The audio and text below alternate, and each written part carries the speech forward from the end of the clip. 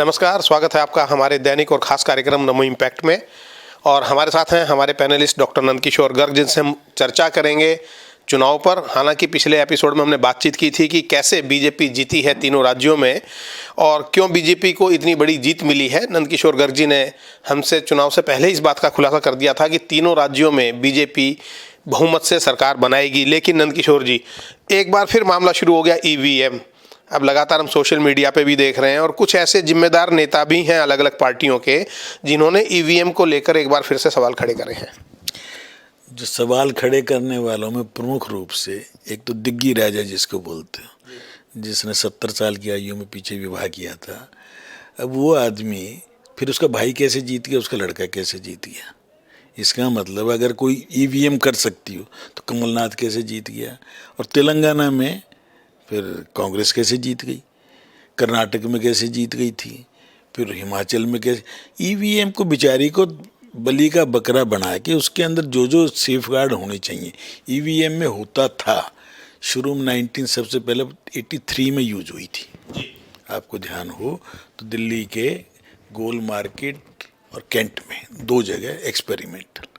और आज उसमें इतने सुधार हो गए जब से इसके अंदर वो जो पर्ची साथ में डाल दी वीवीपैट और जिसकी टैली की जाती है। मैंने इसमें नुक्स बताए थे, मैं कोर्टों तक गया था, मैंने मशीन का प्रयोग करके कैसे हैकिंग ये खुद करके देखी थी। गोयल साहब हमारे जो डायरेक्टर थे वो कंप्यूटर साइंस के थे और उसके अंदर जो जो इम्प्रूवमेंट थी, डॉक्टर सुब्रमण्य स्वामी और हमारे महाराष्ट्र किरीट सोमैया, इन लोगों को हमने लेके और लड़ाई लड़ी क्यों हम तो विपक्ष में थे। हमें भी कई बार लगता था हम क्यों आ रहे, और सिलेक्टेड हो भी जाती थी। ये मैंने उन दिनों में देखा, खास तौर पर 98 के इलेक्शन में देखा। परंतु आज वो इतनी फूल प्रूफ हो गई है। अब तो चैलेंज किया था ना इलेक्शन कमीशन ऑफ इंडिया, कोई आकर इस मशीन को 6 महीने हैक करके दिखाए। कोई पार्टी, कोई इंजीनियर, कोई नहीं आया ना। आजकल तो hacking is now ethical also जैसे। तो इसलिए ये सब चीज़ें फिजूल की बात है। और एक ही दिन चुनाव, अच्छा थोड़ी देर के लिए। छत्तीसगढ़ में कौन थे मुख्यमंत्री? कांग्रेस के मुख्यमंत्री थे। राजस्थान में कांग्रेस के मुख्यमंत्री और ये मशीनरी, स्टेट मशीनरी किसके अंडर है? इलेक्शन जो कमिश्नर है स्टेट का कौन है?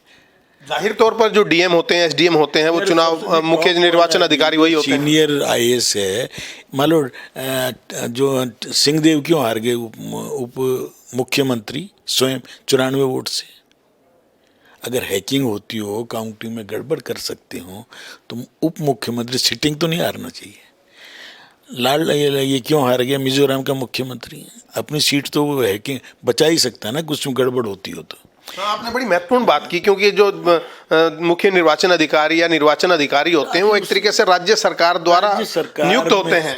वही नियुक्त करते हैं। उन दोनों में आचार संहिता लगने के बाद भारत सरकार का जो इलेक्शन कमीशन ऑफ इंडिया है वो सरकार का नहीं है, इंडिपेंडेंट ऑटोनोमस बॉडी है और उसको सारी पावर मिल जाती है। आपने देखा हैदराबाद में डीजीपी कर्टसी के लिए जब उसे लग गया कि कांग्रेस आ ही रही है तो किसी के साथ जाके बधाई देने चला गया इलेक्शन रिजल्ट से पहले। इलेक्शन कमीशन ऑफ इंडिया ने उसको वहाँ से ट्रांसफ़र कर दिया उसी दिन कि आपने अपनी ड्यूटीज़ के अंदर रहते हुए ये नहीं करना चाहिए था। DGP highest ranking person. तो इसलिए इलेक्शन कमीशन ऑफ इंडिया आज भी जो कमिश्नर हैं कम बोलते हैं। सेशन तरह बोलते थे तो लोग जानते, पर आज राजीव कुमार है ना, लोगों को नाम नहीं पता। इलेक्शन कमीशन ऑफ इंडिया पर उंगली उठाने का अर्थ है अपने ऊपर लोग उंगली उठा रहे हैं। आज की तारीख में भारत का इलेक्शन और कितनी शांति से चेंज होती चीज़। कल तक जो मुख्यमंत्री है दूसरे के आते ही वो खाली करके चला जाता है, कमरा भी, सब चीज़ें। किसी देश में होता है इतनी? लोकतंत्र की खूबसूरती है। भारत का लोकतंत्र अब बहुत जड़ें प्राप्त कर चुका। अनपढ़ लोगों का लोकतंत्र को कितनी समझ है। एक ही दिन वोट कर रहे हैं, बराबर में एक को जिता रहे हैं, दूसरे बराबर में दूसरे को जिता रहे हैं। क्यों? आदमी को भी देख रहे हैं, पार्टी को भी देख रहे हैं, व्यवस्थाओं को भी देख रहे हैं और कौन उनके लिए हितकारी उसे भी देख रहे हैं। और वैसे भी मैंने भी आज एक खबर पढ़ी है कि जिन सांसदों ने इस्तीफा दिया है उनसे 30 दिन के अंदर, मंत्री भी थे उनमें से कई, मकान खाली करवा लिए जाएंगे। करवा नहीं ले जाएंगे, खुद ही कर देंगे। भय इतना है, एक तो मोदी की मॉरल अथॉरिटी, अगला जो कहता है मुझे मोदी जी मत कहो, मोदी कहो, मैं ना श्री लगाओ ना कुछ लगाओ। कि एक त्याग की मूर्ति है जिसका अपना परिवार पूरे देश को मानता है और वसुधैव कुटुंबकम की बात करता है, वन वर्ल्ड वेयर फैमिली। और इतनी दूर की सोचने वाली हमारी संस्कृति कि पूरा विश्व एक परिवार है और परिवार के अंदर जीव जंतु पेड़ पौधे भी सब हैं। उस सृष्टि के प्रारंभ से भारत की सनातन परंपरा है जिसमें कल क्यों रिचुअल कराए, सनातन को गाली देने वाले, प्लेग बताने वाले क्या क्या बता रहे थे। कल जो मुख्यमंत्री बना तो सारे ब्राह्मणों ने क्यों मंत्र पढ़े, वैदिक मंत्र हैदराबाद में। अगर सनातन धर्म इतना ही खराब है, सनातन परंपरा, तो क्यों फॉलो कर रहे हो भाई? कल ही किया तुमने। ये लोग ढकोसलेबाजी झूठ फरेब देख रहे हैं, लालू को मंदिर जाते हुए देखते हैं और सनातन का विरोध करते हुए देखते हैं।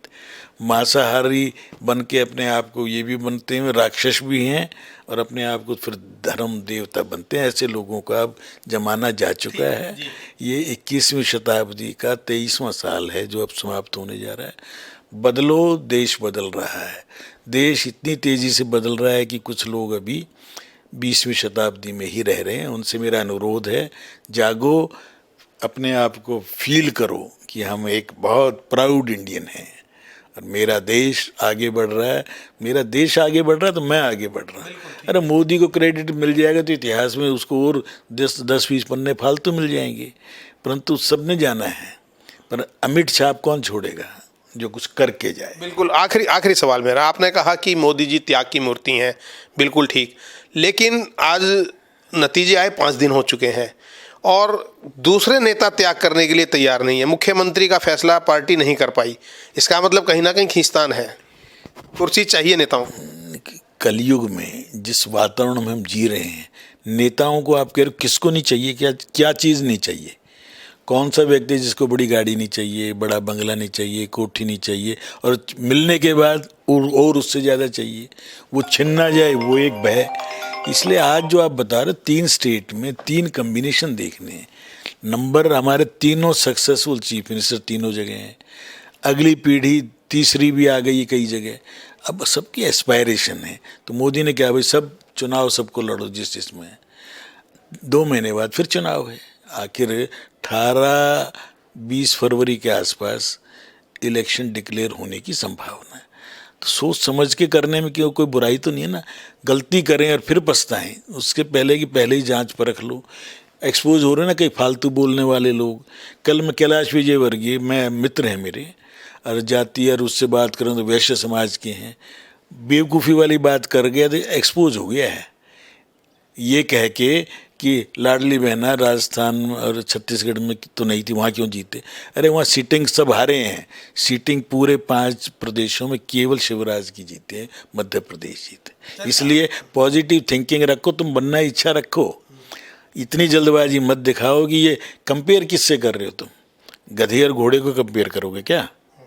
तो इसलिए वसुंधरा जी थोड़ा सा ज़्यादा जल्दबाजी दिखाएं या लड़का तो एक्सपोज हो रहे हैं, नंबर कम हो जाते हैं। बहुत बढ़िया लोग भी संयम रखे ना, शिवराज संयम रख के अपने काम में लग गया, बने ना बने। मेरी पार्टी, मैं आज 10 साल से मान लो कुछ नहीं बन रहा, तो मेरी निष्ठा, मेरी कर्तव्य निष्ठा, मेरा लगाव मेरे देश के प्रति कम होना चाहिए क्या? मैं अपने, मेरा देश मेरे लिए पहले है और संघ के स्वयंसेवक के नाते हम फील करते हैं कि उस नाते से देश आगे बढ़े। हम रहें ना रहें, ये देश रहना चाहिए और यही भावना लेके 70 साल से लगे रहना चाहिए सबको कि मेरा देश सबसे आगे, राष्ट्र प्रथम। कुर्सी सीएम की आएंगी जाएंगे, सैकड़ों बनते हैं, सैकड़ों एक्स हो जाते हैं, नाम उन्हीं का रहेगा जो कुछ करके जाएंगे। ठीक है, बिल्कुल ठीक है। बहुत बहुत धन्यवाद डॉक्टर नंदकिशोर गर्ग, जिन्होंने कहा कि बहुत जल्द मुख्यमंत्रियों के नामों की घोषणा हो जाएगी। चिंतन में पार्टी ने थोड़ा समय लिया है, क्योंकि गलत फैसला कोई हो जाए उससे बेहतर यह है कि सही फैसला लेने के लिए थोड़ा समय लिया जाए और चिंतन किया जाए।